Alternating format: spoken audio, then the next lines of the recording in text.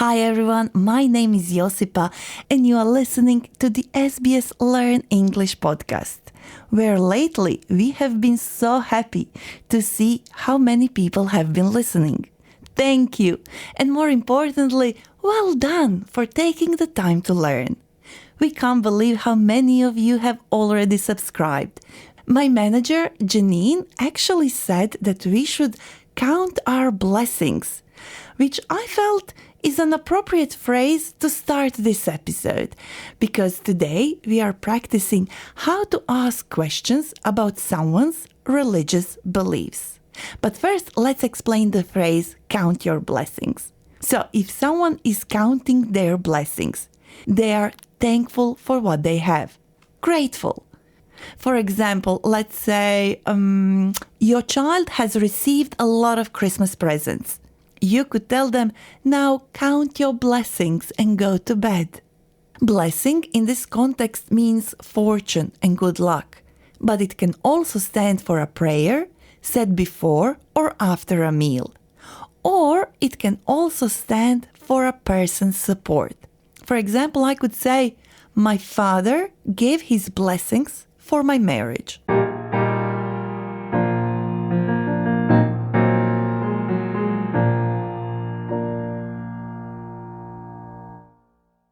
Now let's get into our dialogue. Today, Alan and Claire are friends who don't know each other very well. They are chatting at a Christmas party organized by a mutual friend. A mutual friend is someone they both know. Hi, Alan. Wow, you look like you won the lottery. Having a great Christmas? Actually, I really enjoy going to church. I always come out feeling quietly happy. I just love coming together with my community and praying together. I like the singing too. Yeah, that's just what my husband says too. He loves worshipping at the temple. He finds the religious rituals very soothing. What religion is he, if you don't mind my asking? I thought you were atheist. Yes, I am, but my husband was brought up sick, and though he is not practicing, he does enjoy going to the temple. And he doesn't mind you are an atheist? No, he's very tolerant. His approach to religion is very much live and let live. I'm very lucky. I count my blessings every day. Religion, like politics, can be a touchy subject to talk about, whether you want to find out other person's beliefs or share your own. A touchy subject is a topic that needs to be dealt with carefully and in a sensitive way, because it might upset or offend people. So, when starting a conversation about religion, faith, ways of worship, ideology, or any other beliefs we practice, it's good to first make sure the other person is comfortable talking about it. A good indicator that the other person is comfortable talking about it is when they bring the topic themselves. This is what Alan said. I really enjoy going to church. I come out feeling quietly happy. I just love coming together with my community and praying together. And I like the singing too. Alan enjoys going to church. So we could say Alan loves coming together with his community, singing and praying together. Now, do you remember what Claire replied when talking about her husband? He loves worshipping at the temple. He finds the religious rituals very soothing. Let me use these sentences in the first person. They could be useful and applicable to many situations. So, I love worshipping at the temple. I find religious rituals very soothing. Moving on. When Alan asked Claire about her husband's religion, he did it with care, even though it was evident that Claire was comfortable talking about it from their previous conversation. Let's hear again how Alan did it. What religion is he, if you don't mind my asking? I thought you were atheist. What religion is he, if you don't mind my asking?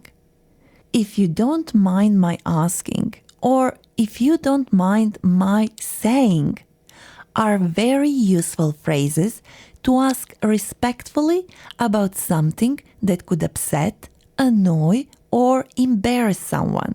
Now, let's say you are not sure if the other person is comfortable talking about their faith. Then maybe it's better not to ask anything. So, you don't come across as rude. But if for some reason you really need to know, you could say, Would it be all right if I asked you a question about your faith? Do you have any particular religious beliefs? If you don't mind my asking. Is religion important in your culture?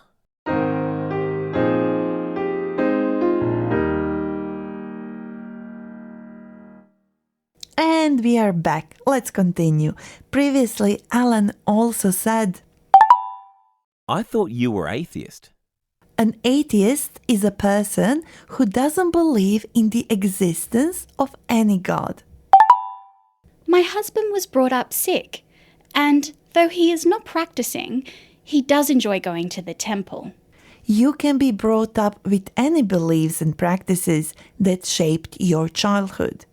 And when somebody is not practicing their religion, we say they are a not strict follower. Or if they live according to the teachings of a religious text or set of beliefs, we call them strict followers. Claire then shared few nice phrases we could use to talk about any religion when she said, His approach to religion is very much live and let live. I'm very lucky. I count my blessings every day.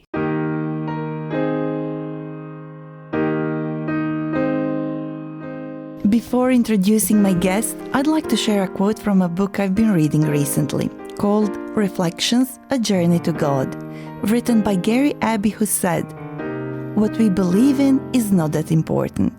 What really counts is that what you believe gives your life meaning, direction, and purpose." With me today is my dear friend Ahmed, with whom I share a lot even though we grew up in households with different religious and cultural backgrounds. Hi Ahmed, welcome to the show and thanks for agreeing to talk to me about this topic. I know it can be a touchy subject. Hi Josipa, yes it can. Can I ask you a question before we start? Sure, please do. Just now while listening I wondered, my family practice Islam, how common is this in Australia? I'm glad you asked this because I looked at the data from the latest 2021 census and saw that 3.2% of Australians practice Islam. The most common reported religion in Australia is Christianity, 43.9% to be precise. How about other religions? Hinduism and Buddhism are below 3%. But the number that is right up there, close to Christianity, is 38.9%, which belongs to people that don't identify with any religion.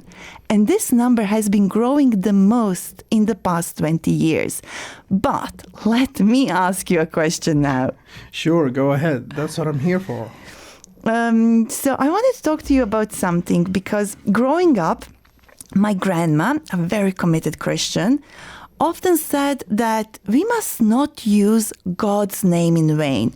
That is, not to use it in a way that shows a lack of respect. For her, even saying, "Oh my God," which is something many of us say without thinking every day, is using God's name in vain. But I noticed that in your culture, it's quite different, right? Yes, actually Muslim people have many everyday sayings that include Allah's name. For example, after a shower, we say An'amakumullah. After sneezing, we say Yarhamukumullah.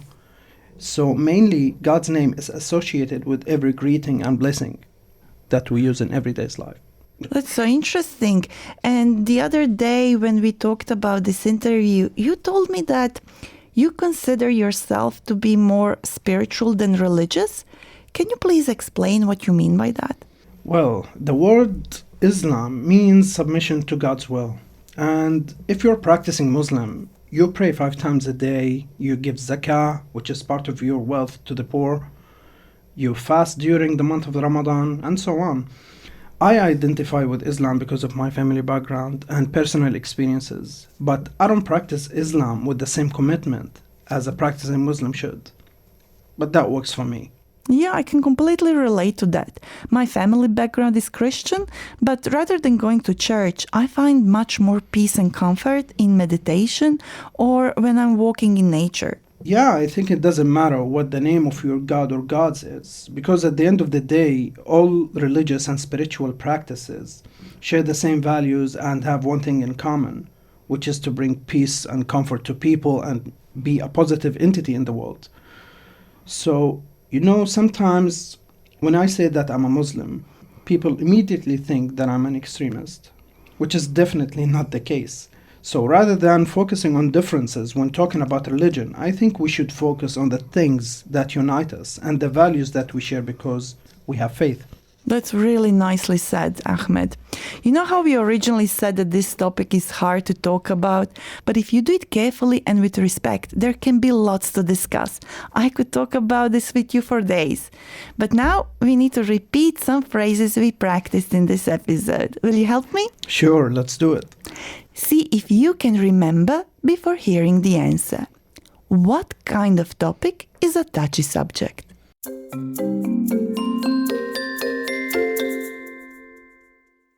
A touchy subject is a topic that needs to be dealt with carefully and in a sensitive way because it might upset or offend some people.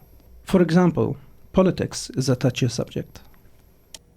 We heard that asking questions about someone's religious belief is a very sensitive thing to do, but if we approach the topic with care, we could use these questions as our conversation starters. What's your religion, if you don't mind me asking? Would it be all right if I asked you a question about your faith?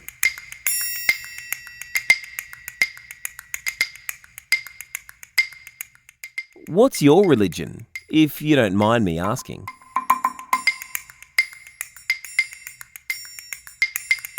Is religion important in your culture?